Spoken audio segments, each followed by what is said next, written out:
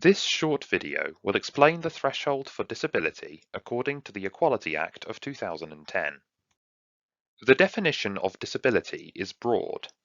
The law says that a person is disabled if they have a physical or mental impairment which has a long-term and substantial adverse effect on their ability to carry out normal day-to-day activities.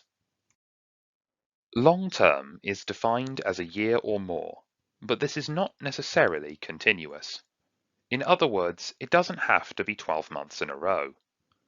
Substantial is defined as not minor or trivial, and adverse means a negative effect. Day-to-day activities can mean any activities we do routinely, like reading or following instructions or doing up fastenings, cleaning our teeth, or making and maintaining friends. As the SEND Code of Practice of 2015 recognizes, this is a relatively low threshold and will include more children and young people than many realize. Education-related activities are included in the meaning of day-to-day activities.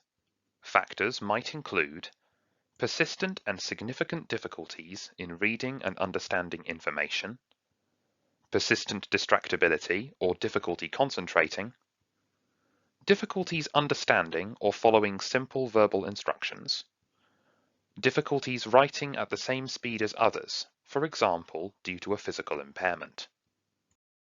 Just to be clear, a child, young person, or adult does not need a medical diagnosis to be disabled under the law. The definition is based on how a person functions.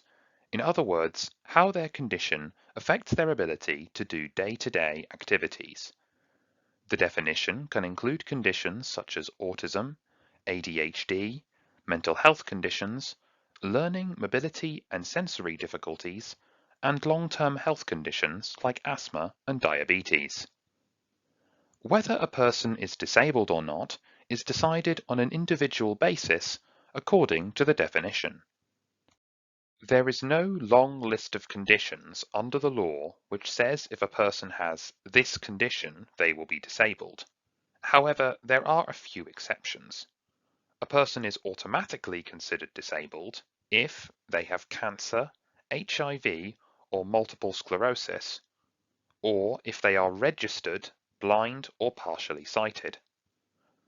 Once considered disabled, a person remains protected even if the condition goes into remission, or the effects come and go, as may happen with epilepsy, depression, or rheumatoid arthritis. Children, young people, or adults with disabilities do not necessarily have special educational needs, or SEN, but many do. There is a significant overlap. There are duties set by the Equality Act of 2010 and the SEND Code of Practice 2015 to ensure that disabled children and young people, and those with SEN, will have an equal opportunity to enjoy and achieve as their peers, and will not experience discrimination. For more information and videos about equality and inclusion, please visit our Suffolk SENDIAS website and YouTube channel, including videos explaining how disabled pupils are given equal opportunities in education and how pupils with medical conditions are supported in schools. This video was created by Suffolk SENDIAS, but every county will have an impartial and confidential SEND information, advice and support service.